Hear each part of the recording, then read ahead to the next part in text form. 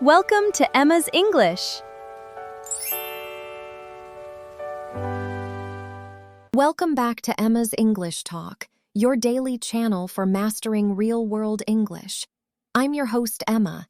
Today, we're going to watch and listen to a conversation about the benefits of digital minimalism and unplugging from technology.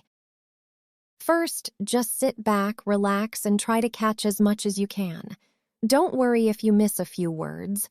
We will break down the key vocabulary in our word tour later in the video. Ready? Let's dive into the dialogue. I was actually looking at my screen time report this morning, and the numbers were honestly pretty shocking to see. Tell me about it. I checked mine last week and realized I am spending way too many hours just staring at a screen. Exactly. It makes you realize how much of our day is consumed by mindless scrolling without us even noticing it. The doom scrolling habit is so hard to break, especially at night when you just want to relax after a long day. That is why the concept of digital minimalism has become so fascinating to me recently. I have heard that term floating around a lot. Does it mean throwing away your smartphone and moving to a cabin? Not at all. Digital minimalism is really just about being intentional with your technology use, rather than letting it control your habits. That makes sense. It is so easy to fall into the trap of letting apps dictate how we spend our free time. It is designed to be that way. Those endless feeds and push notifications are engineered to capture and hold our attention. I definitely feel that pull. Sometimes I pick up my phone to check the weather, and 20 minutes later, I'm watching cat videos. We have all been there. But taking active steps to unplug, even for a few hours, can completely change your mental clarity. What kind of changes do you actually notice when you force yourself to take a break from the screen? The biggest difference for me is my focus. My brain feels less scattered, and I can actually concentrate on a single task. I struggle with that too. When my phone is sitting on the desk, my attention is always divided, even if the room is perfectly quiet. That is called the mere presence effect. Just having the phone in your field of vision actually drains your cognitive resources. Wow, I never realized that. So putting it in another room while working could actually make a huge difference in productivity. Exactly. Another massive benefit of stepping away from screens is the improvement in your sleep quality. Oh, I believe that. Looking at bright screens right before bed always makes it much harder for me to fall asleep. It is the blue light from the device. It tricks your brain into thinking it is still daytime, which stops the production of melatonin. So how do we fix that? Because I currently use my phone as my alarm clock, which means it is always on my nightstand. The best trick is to buy an old-school analog alarm clock and leave your phone in the kitchen overnight. That is brilliant. Then I would not be tempted to check my emails the second I open my eyes in the morning. Exactly.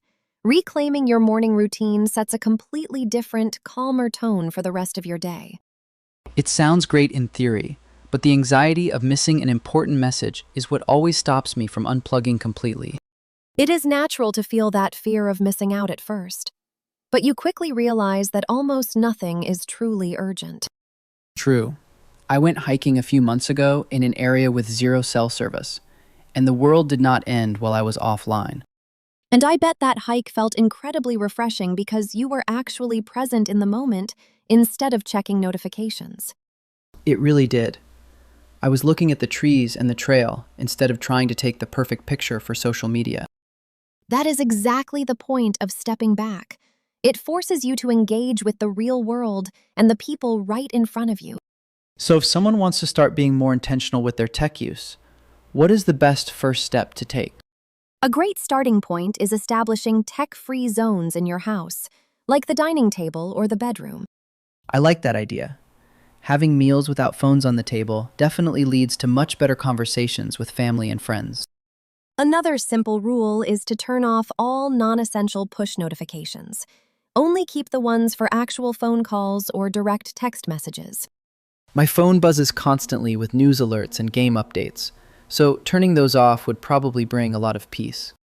It drastically reduces the number of times you are interrupted during the day. You check the phone on your terms, not when the phone demands it. What about the apps themselves? Some of them are just massive time sinks that provide zero actual value to my day. If you find an app is purely a distraction, delete it from your phone.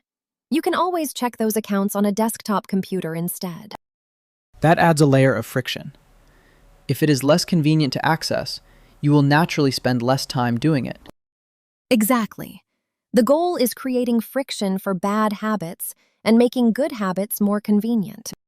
It seems like the extra free time you gain could be used to pick up a physical hobby, like reading a real book or learning to cook. Yes, replacing the digital habit with a physical one is crucial. Otherwise, you just sit there feeling bored and wanting your phone back. I definitely need to read more. Holding a physical book just feels different than reading on a tablet anyway. It gives your eyes a break and lets your brain process information at a natural, unhurried pace. I am going to try the analog alarm clock trick tonight. It is time to stop letting a piece of glass dictate my sleep schedule. You will be amazed at how refreshing it feels to wake up and just exist for a few minutes before the world starts demanding your attention. It sounds like a breath of fresh air. I just have to resist the urge to buy the alarm clock online using my phone. Go to a physical store. It can be your very first tech-free adventure of the week. Deal. I am leaving the phone in the car while I go shop for it. That is the perfect start. It is all about making the technology serve your life instead of letting it become your life. Let us take a moment to look at some of the useful vocabulary from our conversation today. The first word is doom scrolling. This is a very modern term. It describes the habit of endlessly scrolling through social media or news apps, especially when reading negative or upsetting stories. It is a hard habit to break. Next, we talked about digital minimalism. Minimalism usually means living with fewer things. In this context, digital minimalism means using technology in a very intentional, limited way, rather than letting it take over your life. Later in the discussion, I mentioned that having your phone nearby drains your cognitive resources. Cognitive refers to your brain and how you think. So, your cognitive resources are your mental energy, focus, and ability to process information. If your phone drains those resources, it means it is stealing your mental energy. Tom also talked about the fear of missing out, which is frequently shortened to the acronym FOMO. This is the anxious feeling you get when you think other people are having fun or experiencing something important without you. It is a big reason why people check their phones so often. Tom also used a great phrase when he called certain apps a time sink. A sink is the basin in your kitchen or bathroom where water drains away. So, a time sink is an activity or an app that completely drains your time without giving you any real value or benefit. Finally, we used the word friction. In physics, friction is the resistance when two things rub together. But in daily life and habit building, friction means making something slightly difficult to do. Adding friction to a bad habit, like deleting an app so you have to log in on a computer instead, makes you less likely to do it. Using these words will help you talk about technology and daily habits much more naturally. Great job today! Listening to natural English like this is the best way to improve your skills. Remember, you can download the free PDF script for today's episode from the link in the description below. It's perfect for reviewing the dialogue and practicing the vocabulary we learned. If you enjoyed this lesson, please hit the like button, subscribe to the channel, and turn on notifications so you never miss an episode. Thanks for listening and keep up the great work. See you next time!